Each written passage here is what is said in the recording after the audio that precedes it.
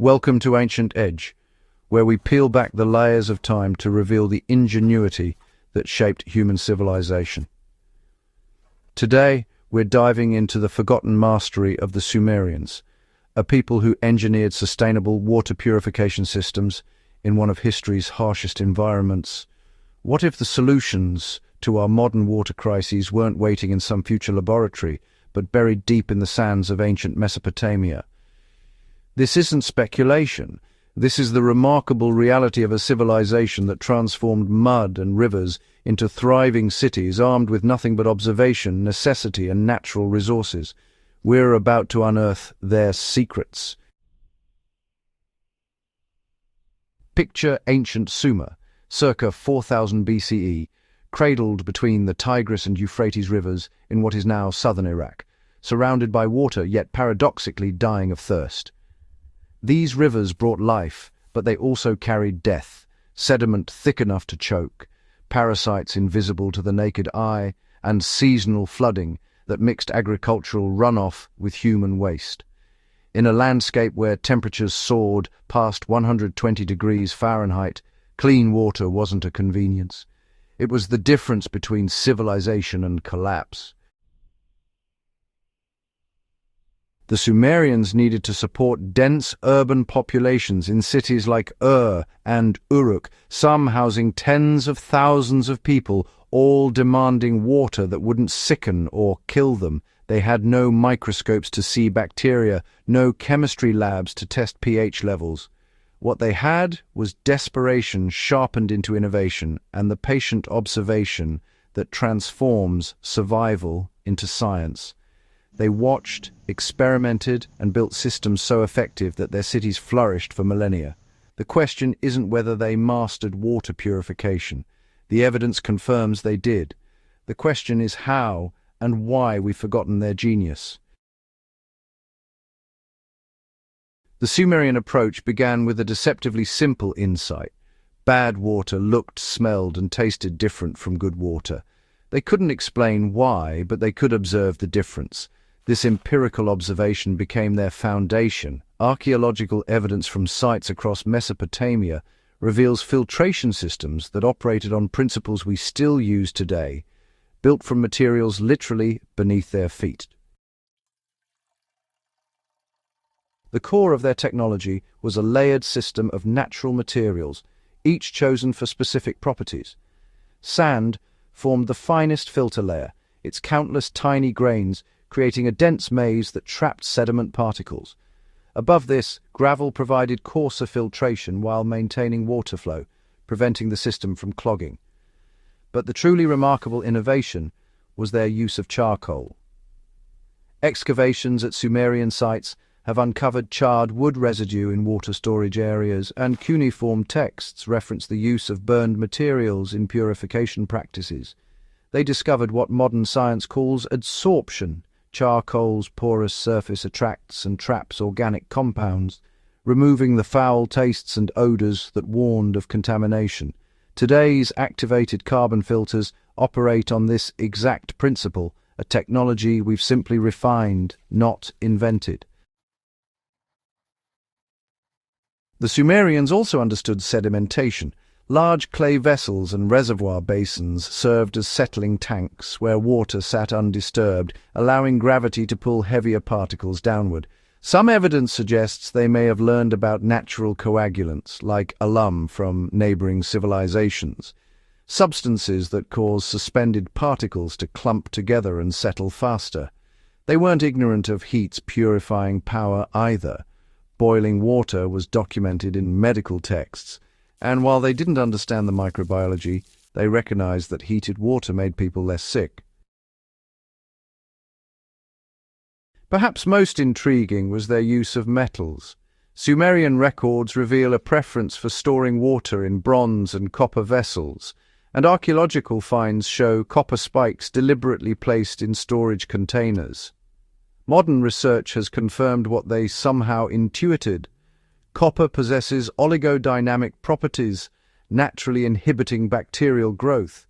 A copper spike in a water jar wasn't decoration. It was disinfection technology, elegant and effective.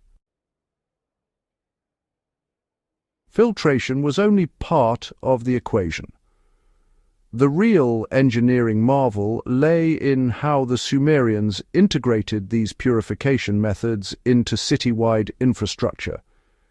Deep wells lined with fired brick penetrated through contaminated surface layers to reach cleaner aquifers below. These wells often incorporated filtration layers in their construction, gravel packed around the bottom sections, allowing water to filter naturally as it seeped into the well shaft. Sophisticated canal systems did double duty, irrigating fields, while serving as part of their water management network. Certain canals fed into settling basins where water rested before being distributed to residential areas. Archaeological evidence suggests some basins had sand and gravel beds at their bases, functioning as large-scale filters. Water that entered homes had already undergone multiple stages of natural purification. This infrastructure influenced later innovations across the ancient world. The Qanat systems of Persia, developed centuries later, echo Sumerian principles, underground channels that transported water from mountain sources to cities, with filtration occurring naturally through soil and intentional gravel beds. The thread of engineering knowledge ran unbroken across civilizations, each building upon insights first tested in the mud-brick cities of Sumer. Consider the logistics required to purify water for a city of 50,000 people. The organizational complexity rivals any modern utility company.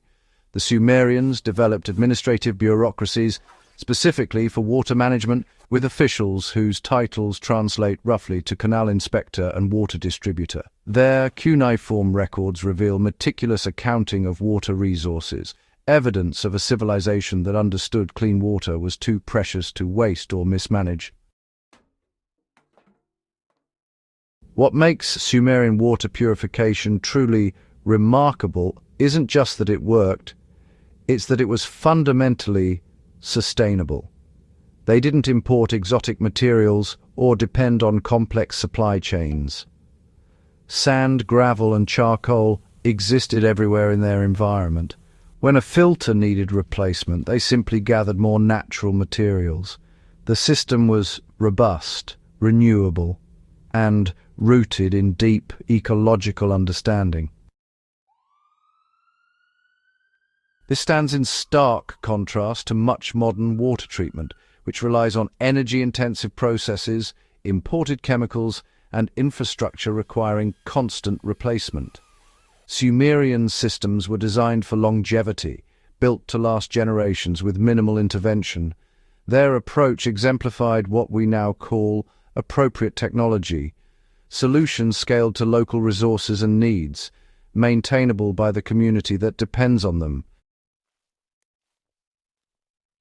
The parallels to contemporary sustainable engineering are, well, honestly, quite striking. Today's biosand filters used in developing regions operate on Sumerian principles, layered natural materials in a simple container, requiring no electricity or replacement parts.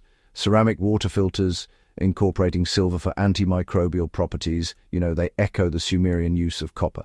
Modern permaculture water systems, which emphasize settling basins and natural filtration, are really just rediscoveries of ancient wisdom. We've added scientific understanding to explain why these methods work, but the fundamental insights came from people watching rivers, about 4,000 years ago. The story of Sumerian water purification is ultimately about human adaptability and the dangerous myth of linear progress. We imagine ourselves at civilization's pinnacle, looking back at primitive ancestors stumbling through darkness. But those ancestors built systems that sustained cities for thousands of years using renewable resources and zero fossil fuels. That's not primitive. That's sophisticated sustainability we're frankly still struggling to achieve.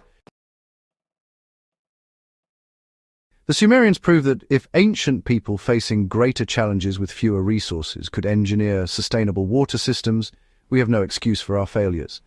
Their success isn't a quaint historical footnote. It's a challenge and, honestly, an invitation.